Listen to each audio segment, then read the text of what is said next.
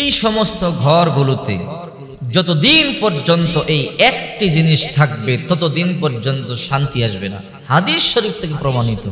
অনেক মানুষ আমাদেরকে বলে, হুজুর এত নামাজ পড়ি, এত জিকির করি, এত তাসবিহ তাহলিল আদায় করি, কিন্তু শান্তি নাই। অশান্তির মধ্যে শুধু লেগে আছে। একটা অশান্তি না যেতে আরেকটা আসে, একটা টেনশন না যেতে আরেকটা আসে, রোগ বালাই একটা না যেতে আরেকটা চলে আসে। এর একটাই কারণ, আপনার ঘরে একটি জিনিস আছে আর এই জন্যে শান্তি রহমত আসতে পারে না, আর এই জন্য আপনার ঘরে বরকত না, শান্তিও নেই। এই জন্য বিশ্বনবী মুহাম্মদুর রাসূলুল্লাহ সাল্লাল্লাহু আলাইহি ওয়াসাল্লাম বলেন, লা তাদখুলুল মালাইকাতু বাইতান ফীহি কালবুন ওয়ালা সূরা। আশ্চর্য হয়ে যাবেন শুনলে। অথচ আমরা অনেকেই এই ভুলগুলো করে থাকি। রাসূল করিম সাল্লাল্লাহু আলাইহি ওয়াসাল্লাম বলেন, যে ঘরের মধ্যে কুকুর অথবা কোনো প্রাণীর ছবি থাকে, অনেকে আদর করে নিজের ঘরে কুকুর পালে, সাবধান। যে ঘরে আপনি বসবাস করেন, যেই ঘরে আপনি খাবার খান, যে ঘরে আপনি নামাজ পড়েন, ওই ঘরে কুকুরকে জায়গা দিবেন না। রসুল বলে, যেই ঘরে কুকুর থাকে ওই ঘরে আল্লাহ রহমতের ফেরেশতারা আসে না। আপনি কুকুর পালতে পারেন, বাধা নাই, আলাদা ঘর বানায়া দিবেন বাহিরে। যে ঘরে আপনি ঘুমান, যে ঘরে আপনি নামাজ পড়েন, যে ঘরে আপনি জিকির করেন, যেই ঘরে আসমান থেকে প্রতিদিন সকালবেলা রিজিক বন্টন হবে, ওই ঘরে যদি আপনি কুকুর আনেন তাহলে ওই ঘরে রহমতের ফেরেশতা আসবে না। আপনার ওই ঘরের মধ্যে আর রিজিক আল্লাহ তাআলা দিবে না। এই জন্য অশান্তি লেগে থাকে। এই জন্য এক নাম্বার, তারা কুকুর পালেন নিজের ঘরে, কখনো কুকুরকে জায়গা দিবেন না, অথবা কুকুরের কোনো ছবি আপনি ঘরে লটকে রাখতে পারবেন না। এই হলো এক নাম্বার ভুল। আরেকটা ভুল হলো ওয়ালা সূরা। ঘরের মধ্যে অনেকেই অযথা প্রাণীর ছবি, অযথা পশু পাখির ছবি, জীবজন্তুর ছবি, অযথা মানুষের ছবি ঘরের মধ্যে লটকিয়ে রাখে। অযথা লটকানো যাবে না। রাসূল বলেন, যে ঘরে কুকুর অথবা প্রাণীর ছবি থাকে ওই ঘরে আল্লাহ তাআলা রহমতের ফেরেশতা পাঠান না, রহমতের ফেরেশতারা আসে না। আর রহমতের ফেরেশতা না আসলে ওই ঘরে শান্তি কোত্থেকে আসবে?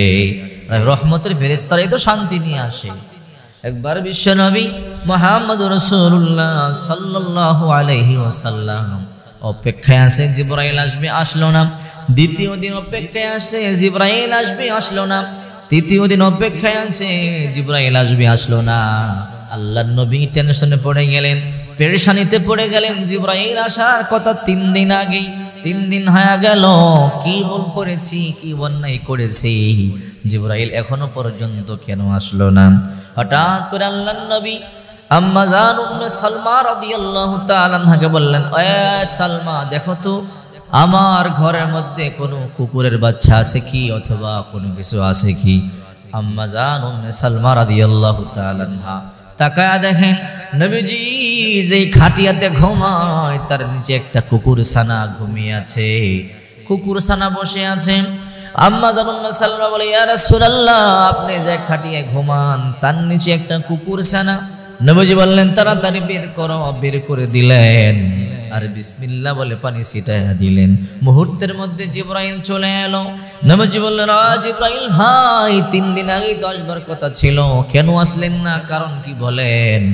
জিবরাইল বলে, ইয়া রাসূলুল্লাহ, আমি তো আসতেই চেয়েছি, কিন্তু আপনার কারণে আসতে পারি নাই। কেন? বলে, আপনার ঘরে কুকুরের বাচ্চা ছিল। যে ঘরে কুকুর অথবা কোনো প্রাণীর ছবি থাকে ওই ঘরে রহমতের ফেরেশতারা কখনো প্রবেশ করে না, ওই ঘরে গজবের ফেরেশতা আসে। এই জন্য আমি মা বোনদেরকে বলবো, সাবধান, সাবধান, এই ভুলগুলো কখনো করবেন না। এই জন্যই তো আপনি নামাজ পড়েন, শান্তি নাই, ঘুম আসে না, দুশ্চিন্তা, টেনশন, সুসংবাদ পান না, শুধু দুঃসংবাদ। আপনার রিজিকের মধ্যে বরকত নাই। মাসে 50,000 টাকা ইনকাম, লাগে 60,000 টাকা, মামলা হামলা লেগে আছে। এর একটাই কারণ, আপনার ঘরে রহমতের ফেরেশতা আসে না। যারা পিতা মাতার ছবি টানায় রাখছেন, যারা ভ্লাদিমির লেনিন, কার্ল মার্কস, মাও সেতুন, আব্রাহাম লিঙ্কন, কবি নজরুল, রবীন্দ্রনাথ ঠাকুর, জেমস, এদেরকে ভালোবেসে বেশি, কবিদের ভালোবেসে বেশি, শিল্পীদের ভালোবেসে বেশি, এদের ছবিগুলো ঘরের মধ্যে লটকে রেখেছেন, অথবা কোনো প্রাণীর ছবি, পাখির ছবি, মাছের ছবি আপনার ঘরের মধ্যে আপনি রেখেছেন, এগুলো তাড়াতাড়ি রিমুভ করেন। যতক্ষণ পর্যন্ত এগুলো না বের করবেন ততক্ষণ পর্যন্ত রহমতের ফেরেশতা আপনার ঘরে ঢুকবে না। হ্যাঁ, যার প্রাণ নাই, গাছের ছবি, ফুলের ছবি, পাহাড়ের ছবি, ঝর্ণার ছবি, আকাশের ছবি, নদীর ছবি, এগুলোর ছবি আপনি ঘরে রাখতে পারেন। গাড়ি ঘোড়ার ছবি, গাড়ির ছবি, বিমানের ছবি, এগুলোর প্রাণ নাই, এগুলো প্রাণী না, এগুলো জীবজন্তু না, এগুলোর ছবি আপনি আপনার ঘরে রাখতে পারেন, কোনো সমস্যা নাই। এই জন্য মহিলা মা বোনদেরকে বলবো, আপনার ঘরে শান্তি পেতে হলে, আপনার ঘরে বরকত পেতে হলে এই জিনিসগুলো বের করতে হবে। যতদিন পর্যন্ত এগুলো বের না করবেন ততদিন পর্যন্ত আপনার ঘরে কখনো শান্তি আর রহমত কখনো প্রবেশ করবে না।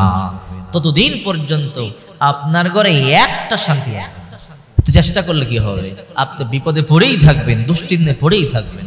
এই জন্য আপনার ঘরে জিনিসগুলো থাকলে, কুকুর থাকলে বের করে দেন, আপনার ঘরে এই ছবি থাকলে বের করে দেন, তাহলে অটোমেটিকলি রহমতের ফেরেশতারা রহমত নিয়ে, রহমতের শান্তি ধারা নিয়ে আপনার ঘরে প্রবেশ করবে, সব সমস্যা সমাধান হয়ে যাবে। ভুল তো আপনিই করে আছেন, এই জন্য তো পাশ্চাত্য আপনাকে